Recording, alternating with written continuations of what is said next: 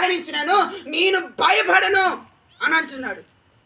ఒకసారి ఊహించుకోండి, 10,000 మంది మన మీదకు వచ్చినను, 10,000 మంది దండెత్తి వచ్చినాను, ఆయన అంటే ఏం చేస్తాడంటే నిద్రపోయి, హల్లెలూయా, నిద్రపోయి మేలుకొని ఉంటానంటున్నాడు.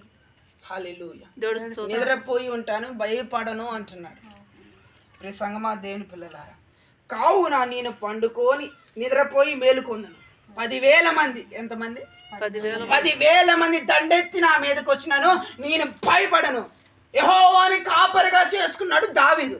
యెహోవాలో ఏమి చూచాడని దావీదు కాపరిగా చేసుకున్నాడు అంటే దేవుని శక్తిని చూశాడు, యెహోవా శక్తిని చూచాడు. హల్లెలూయా, చప్పట్లు కొట్టాలి. హల్లెలూయా, దావీదు ఏమి చూశాడు? యెహోవాలో దేవుని శక్తిని చూచాడు, యెహోవా శక్తిని చూచాడు. కనుక 10,000 మంది నా మీదకి వచ్చినాను, నేను పండుకొని నిద్రపోయి మేలుకొందును, వాళ్ళని సంహరించినాను, నేను అసలు భయపడను అంటున్నాడు.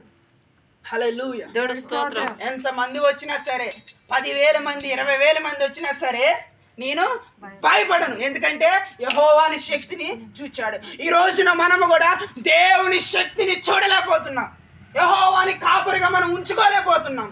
దావీదు భక్తుడు యెహోవాని కాపరిగా ఉంచుకున్నాడు. దావీదు భక్తుడు యెహోవాని కాపరిగా ఎందుకు ఉంచుకున్నాడంటే, ఆ ఉంచుకోవడానికి గల కారణం ఏంటంటే యెహోవా ఒక శక్తిని దావీదు చూచాడు. ఆ శక్తితో దావీదు నింపబడ్డాడు, అభిషేకించబడ్డాడు. అలానే నీవు కూడా అలానే అభిషేకించబడి, నీవు కూడా అలానే దేవుని శక్తిని చూసి, యెహోవా శక్తిని చూసి అలా నీవు నింపబడదువు గాక, యేసు నామములో నింపబడదువు గాక. ఈ కాలమాశకే అలాంటి అభిషేకము యేసు నామములో నీలో క్రియ చేయను గాక, యేసు నామములో క్రియ చేయను గాక. హల్లెలూయా, హల్లెలూయా. ప్రియ సంగమా, దేవుని పిల్లలారా, ఈ రోజున దేవుని శక్తిని మనం చూడలేకపోతున్నాం. ఏం చేయలేకపోతున్నాం? చూడలేకపోతున్నాం. దేవుని శక్తిని అసలు చూడలేకపోతున్నాం. దేవుని కార్యాలు ఎలా ఉంటాయో చూడలేకపోతున్నాం. ఈడ 10,000 మంది దావీదు మీదకి రాలే. ఆయన ఏమంటున్నాడంటే ఊహించుకుంటున్నాడు. హల్లెలూయా, ఆయన 10,000 మంది ఒకవేళ వచ్చినా సరే నేను పండుకొని నిద్రపోతాను. మన మీదకి ఎవరైనా కొట్టడానికి వచ్చినా మనం పండుకుంటామా? తిరగబడతామా?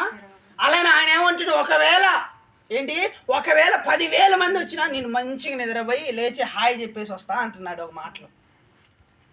నేను భయపడను, ఎందుకు అంటే యెహోవాని శక్తిని చూచిన వాడు, యెహోవా శక్తితో నింపబడిన వారు. మరి ఈ రోజున నీవు యెహోవా శక్తితో నింపబడ్డావా? యెహోవా ఆత్మ దావీదు మీదకి ఏమైందంట? బలముగా దిగి వచ్చింది. సంసోను మీదకి యెహోవా ఆత్మ బలముగా దిగి వచ్చింది. మరి ఈ రోజున నీ మీదకి ఆత్మ దిగి వచ్చిందా? ఆయన శక్తిని నీవు చూచావా? ఒకవేళ ఆయన శక్తిని నువ్వు పొందుకోలేకపోతే ఇప్పుడే యేసు నామములో ఆయన శక్తిని పొందుకోండి. ఇప్పుడే యేసు నామములో యెహోవా ఆత్మ బలముగా నీ మీదకి ఇప్పుడే దిగి వచ్చిన గాక, యేసు నామములో దిగి వచ్చిన గాక. ఆమేన్.